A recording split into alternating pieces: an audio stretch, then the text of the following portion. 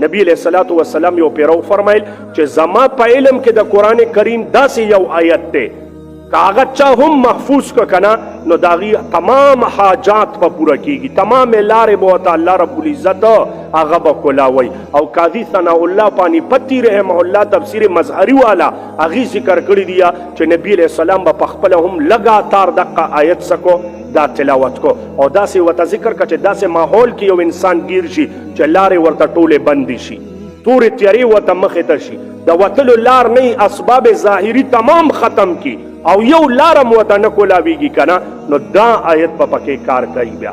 هغه کوم آیت دی ومن یتق الله یجعل له مخرجا چې څوک د رب نه یریږي کنه الله به ورته د نجات لارې جوړې کړي